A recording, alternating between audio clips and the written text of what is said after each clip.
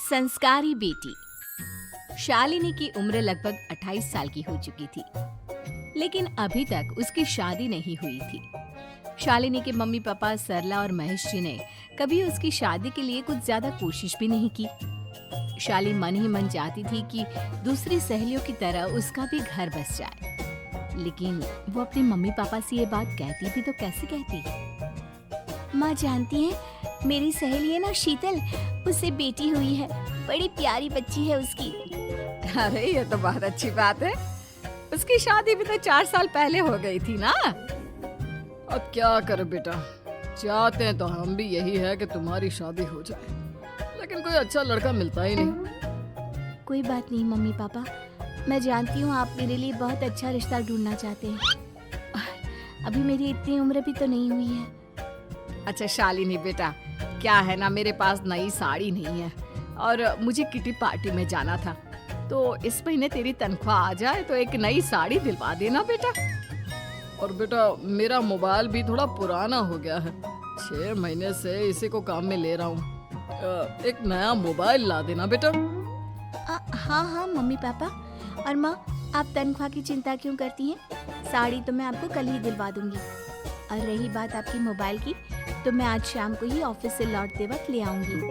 अरे भगवान सबको तुम्हारे जैसी बेटी दे, कितना ध्यान रखती है अपने मम्मी पापा का। पापा, आज आप दुकान नहीं जा रहे हैं क्या? वो क्या है ना बेटा, मेरे सर में जरा दर्द हो रहा है, इसलिए आज दुकान जाने का मन नहीं है। पापा दवाई ले लीजिए और अगर हो सके तो चले जाइए। इस तरह दुकान बंद रहेगी तो ग्राहक आना बंद कर देंगे ना। अरे बेटा, तेरे पापा की अब उम्र हो चली है और तू है ना हमारी कमाऊ बेटी, इतनी अच्छी नौकरी करती है, हमारा ख्याल रखती है, तेरे पापा को चिंता करने की क्या जरूरत भला है? ठीक है पापा, आप अपना ध्यान रखिए। मैं ऑफिस से लौटते वक्त आपका फोन ले आऊंगी। और माँ, आपकी साड़ी हम कल लेकर आएंगी। शालिनी के जाने के बाद क्या करे? शालिनी के लिए सच में कोई लड़का ढूंढकर उसकी शादी करवानी है क्या? अरे पागल हो गई हो क्या? वो शादी करके इस घर से चली गई तो हमारे खाने के लिए पैसे कहाँ से आएंगे? जानती हूँ वैसे भी आपको ना दुकान पर जाने में, काम करने में आलस आता है, अच्छे से पहचानती हूँ आपको। हाँ तो क्या हुआ, बेटी नौकरी करती है। जब बच्चे माँ बाप की कमाई पर मजाक कर सकते हैं, तो क्या माँ बाप बच्चों की कमाई पर थोड़े दिन चैन से जी नहीं सकते? अरे वो तो हम जी रहे हैं ना। देखा ना, हमारी बेटी एक ही बार में हमें मोबाइल और साड़ी दिलाने के लिए कैसे फट से तैयार हो गई। एक दिन सरला की एक पड़ोसन अपने भतीजी का रिश्ता लेकर सरला के घर आती है। सरला बहन, ये मेरा भतीजा है प्रशांत। इसके लिए रिश्ता ढूंढ रही थी बहुत दिन से। अचानक से तुम्हारी बेटी का ख्याल आया। इतनी सुंदर और अच्छी नौकरी वाली लड़की है, मुझे तो बहुत पसंद है। अरे तुम्हारे पसंद करने से क्या होता है?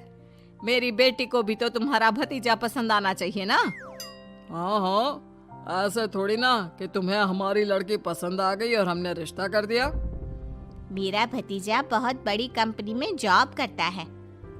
अंकल जी, मैंने आपकी बेटी को देखा है और वो मुझे बहुत पसंद है। हाँ हाँ, तुम्हें तो पसंद है, लेकिन हमें भी तो उससे एक बार पूछना पड़ेगा ना। तो बुलाइए ना शालिनी को, उससे पूछ लेते हैं कहाँ है वो। ऑफिस गई है और उसको आने में अभी देर लगेगी। लेकिन तभी शालिनी ऑफिस से आ गई। ये लीजिए, शालिनी भी आ गई। अब आमने सामने ही बात कर लेते हैं। आओ आओ शालिनी बेटा, इससे मिलो। मेरा भतीजा प्रशांत प्राइवेट कंपनी में अच्छी जॉब करता है। अब बेटा, तुम्हें ये लड़का पसंद है क्या? देखो बेटा, सोच समझ कर हाँ करना, तुम्हारे ऊपर कोई जबरदस्ती नहीं है। मम्मी पापा, प्रशांत की जॉब और उसकी बातें सुनकर मुझे तो काफी अच्छा लगा। मैं उससे शादी करने के लिए तैयार हूँ। ये लो, सारा मामला यहीं के यहीं निपट गया। लड़का और लड़की राजी हैं, तो अब हमें क्या। सरला की पड़ोसन और प्रशांत वहाँ से चले जाते हैं। अगले दिन। क्या हुआ मम्मी पापा, आप इतने उदास क्यों लग रहे हैं? वो क्या है ना बेटा, तुमने शादी के लिए हाँ कर दी उस लड़के के साथ। तो क्या हुआ माँ, उस लड़के में कोई खोट है क्या? आपको वो पसंद नहीं? अरे नहीं नहीं बेटा, जिसमें तुम्हारी खुशी उसमें हमारी खुशी। हमें भी लड़का पसंद है। तो फिर क्या बात है? अगर कुछ भी है तो आप मुझे बता सकते हैं। तुम्हारी माँ ये सोच सोच कर परेशान है कि तुम्हारे बाद हमारा क्या होगा। तुम हमारी इकलौती बेटी हो, हमारा बुढ़ापा कैसे कटेगा। अब बेटा, हम अपने बारे में सोचकर तुम्हें जिंदगी पर शादी करने से रोक तो नहीं सकते ना। जाओ, तुम अपनी जिंदगी में खुश रहो। हमारा क्या है, जैसे तैसे जी लेंगे। हाँ, बात तो सही है बेटा। कैसे भी करके मैं दुकान का काम कर लूंगा। तुम और प्रशांत शादी करके खुश रहो। अपने माँ बाप की बात सुनकर शालिनी काफी दुखी हो जाती है। उसे लगने लगता है कि वाकई में उसकी शादी हो जाने के बाद उसकी माँ और बाप का ख्याल कौन रखेगा। और यही सोचकर वो एक दिन प्रशांत से मिलती है। देखो प्रशांत, तुम मुझे बहुत पसंद हो, लेकिन मैं चाहकर भी तुमसे शादी नहीं कर सकती। अरे क्या हुआ शालिनी? क्या तुम मेरी किसी बात से परेशान हो?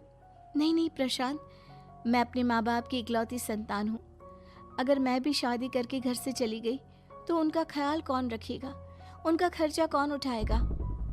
तो क्या तुम सारी जिंदगी शादी नहीं करोगी? शायद नहीं प्रशांत। और अगर अपने माँ बाप के लिए ये भी करना पड़े तो इसमें गलत क्या है? प्रशांत की सारी बात जाकर सरला के पड़ोसन यानी कि अपनी बुआ को बता देता है। ये सरला तो बड़ी चालाक निकली। प्रशांत, वो अपनी बेटी के साथ खेल खेल रही है। कैसा खेल? आप क्या कहना चाहती हैं? अरे शालिनी बहुत सीधी और संस्कारी लड़की है, लेकिन ये सरला और महेश एक नंबर के चालाक। बुआ जी, आपकी बात सही है, लेकिन अपनी बेटी के साथ भला कोई क्यों चालाकी करेगा? वो तो मैं तुझे कल बताऊंगी। तो कल सुबह मेरे साथ शालिनी के घर चलना। और फिर अगले दिन। क्या हुआ सरला बहन, तुम्हारी बेटी ने तो शादी के लिए मना कर दिया। अब पता नहीं बहन जी क्यों मना कर दिया। हम तो चाहते थे कि बेटी की शादी धूमधाम से करें। हमारी तो बहुत इच्छा थी कि शालिनी की शादी प्रशांत के साथ हो जाए, लेकिन अब क्या करे, वही नहीं चाहती। आंटी जी, शादी के बाद मुझे अपने माँ बाप की बहुत चिंता रहेगी। उनका ख्याल कौन रखेगा? और इसलिए मैं प्रशांत तो क्या, किसी से भी शादी नहीं करना चाहती। अंधी हो गई हो क्या माँ बाप के प्यार में? पहले जरा अपने माँ बाप से सच तो पूछ लो। कैसा सच?